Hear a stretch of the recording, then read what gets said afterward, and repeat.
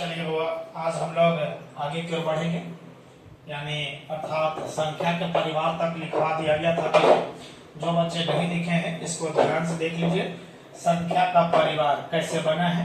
तो संख्या का परिवार कैसे बना, संख्या का परिवार दो प्रकार का हुआ, माने दो इसका वंशज हो गए। ठेठ भाषा में समझो तो एक वास्तविक और एक क्या कहलाएगा, अवास्तविक। मतलब है कि याद कीजिएगा, तो संख्या का शादी हुआ तो दो बेटा जन्म लिया, एगो वास्तविक में है एगो अवास्तविक। मतलब है लायक एगो नालायक।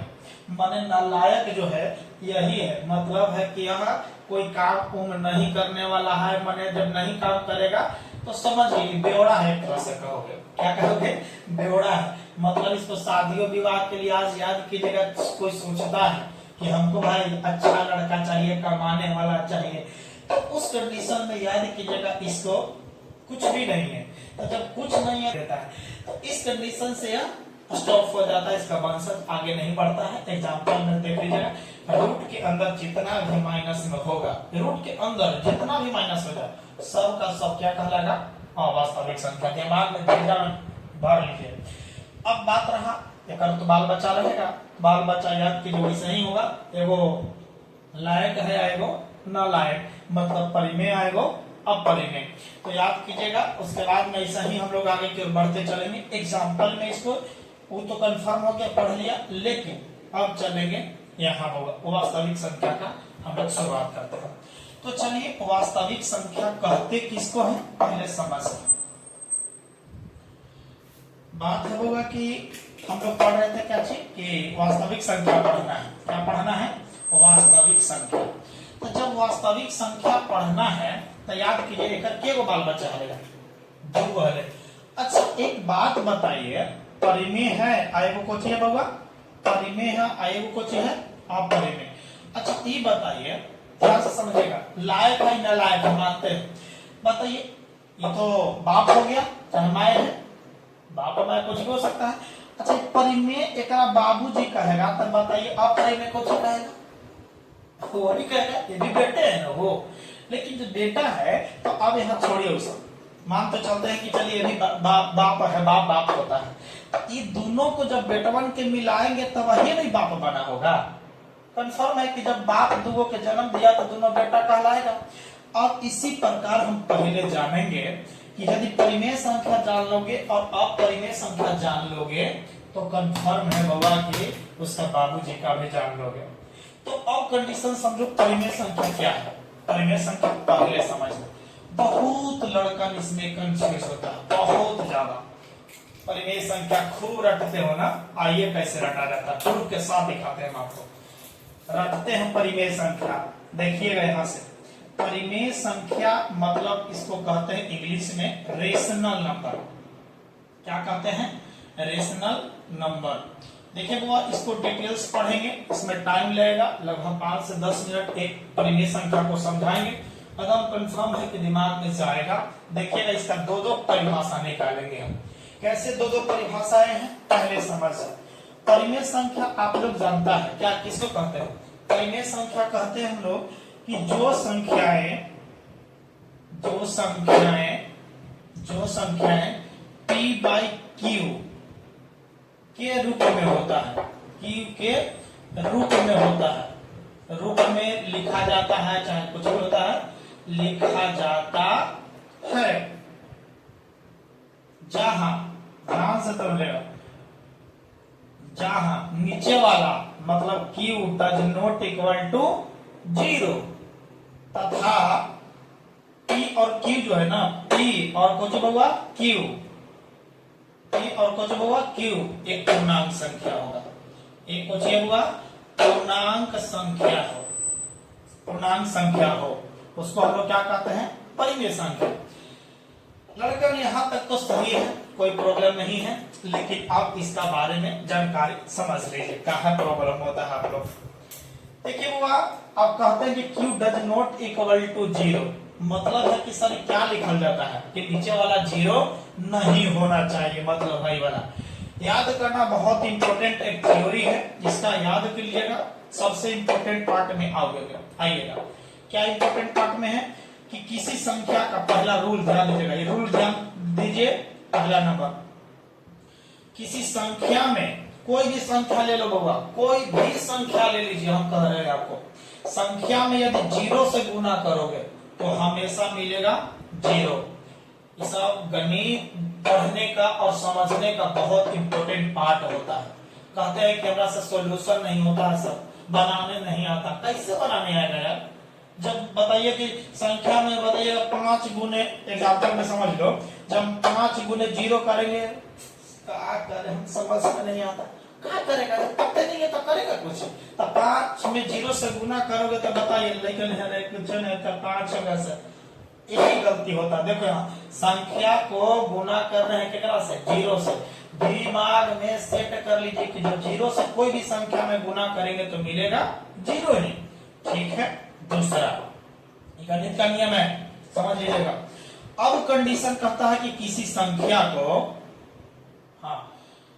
किसी संख्या को 0 से भाग कर रहे हो, किसी संख्या में कितना से भाग? 0 से। तो याद कीजिएगा यह मिलता है अपरिभाषित। अपरिभाषित के मतलब होता है कि जिसको परिभाषा नहीं दिया जा सकता है। माने नहीं अपरिभाषित माने परिभाषा, जिसका परिभाषा नहीं होगा उसको कहते हैं अपरिभाषित। याद कीजिएगा 8 को पटक के लिखा जाता है, ठीक है? 8 को पटक के लिखने का मतलब कि अपरिभाषित का चिन्ह है, ध्यान देना। यह बताइए संख्या में कितना से भाग कर रहा था? 0 से।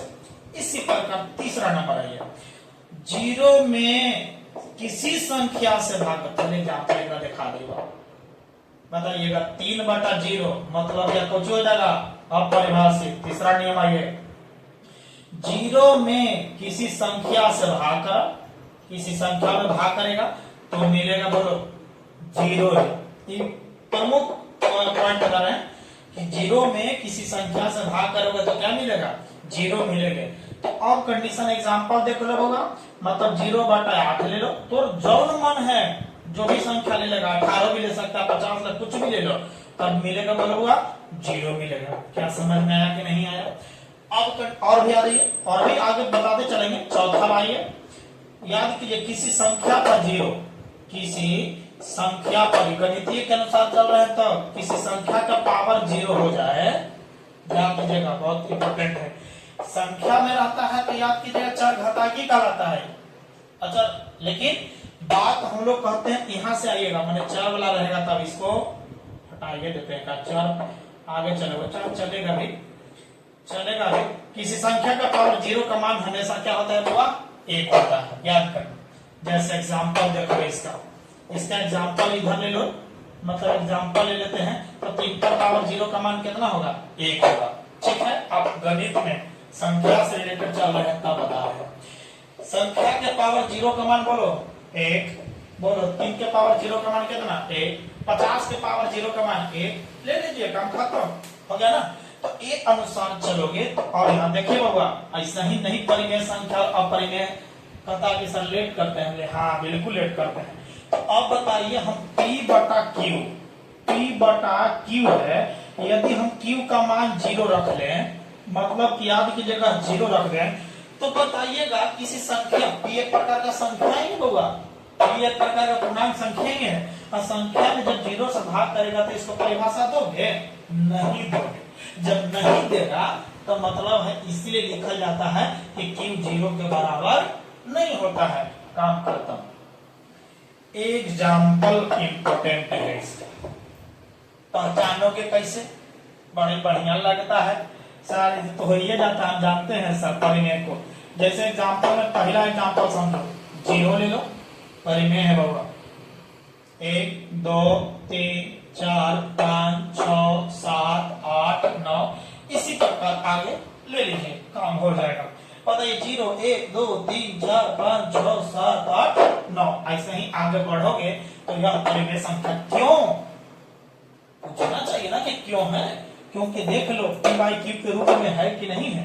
तो इसके नीचे कुछ नहीं है तो कितना है? 1 है। इसके नीचे कुछ नहीं है तो 1 है। इसके नीचे कुछ नहीं है तो 1। ध्यान दीजिए, इसके नीचे कुछ नहीं, नीचे कुछ नहीं है तो बोलो क्या है? मतलब P/Q है कि नहीं है? जब P/Q के रूप में हो गया तो उसको क्या कहोगे?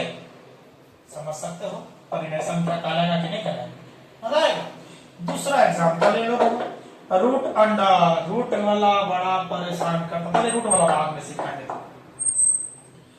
आइएगा यहाँ से बताइएगा, हम ये तो हो लो, उसके बाद 3 बट्टा वाला लीजिए अपने मन से, और जौन चीज बोले के मन है बोल लो बाबा, 5/7 हो गया, 9/12, जो चीज बोले के मन है तोरा क्या बुझाता है, 50/80, जो भी तोरा बोले के मन है उस सब बोल दीजिए, उस सब का सब बोलो, कौन कहलाएगा हुआ परिमेय संख्या।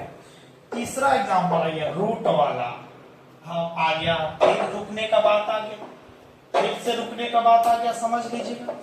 मतलब रूट के अंदर 0, रूट के अंदर 0, 0 का वर्गमूल आता है कि नहीं आता है, नहीं आता तो समझिए 0 का वर्गमूल 0, बोलो होगा 4, 4 का वर्गमूल 1 ले लो, 1 का वर्गमूल 1, 4 का वर्गमूल 2, यहाँ वर्गमूल है, ई वाला है, ध्यान से समझिएगा, ई वाला वर्गमूल है, ई वाला ध्यान दीजिएगा, स्क्वायर रूट 2, बोलो 9 का 3, 16 का 4, ऐसा ही 25 का। अब हम आपसे बोलेंगे सर कैसे पहचानेंगे, परेशान हो रहे, देखिए 0 में 0 से गुना करोगे तो 0 रहेगा, किसी संख्या को 2 बार गुना करके देखना वही संख्या के, तो वह वर्ग रूट के अंदर उतना आता है कि नहीं, जब आ जाएगा तो ओकरा में से एगो निकलना कहता क्या है, यही संख्या हलो जेकर अंदर से निकल रहे हो।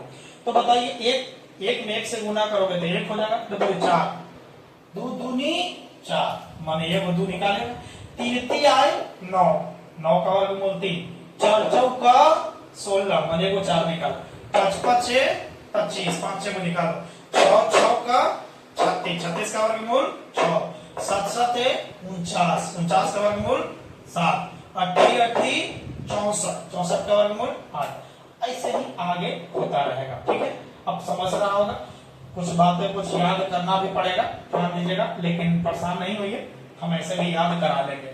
तो ये तो हो गया, बहुत बढ़िया लगा ये वाला परिमेय संख्या, लेकिन परिमेय संख्या का यही से नहीं हुआ है, परिमेय संख्या का दूसरा परिभाषा समझो। पहले लंबा हो गया होगा तो अगला वीडियो डालते हैं, ठीक है, चलिए ठीक है, थैंक यू।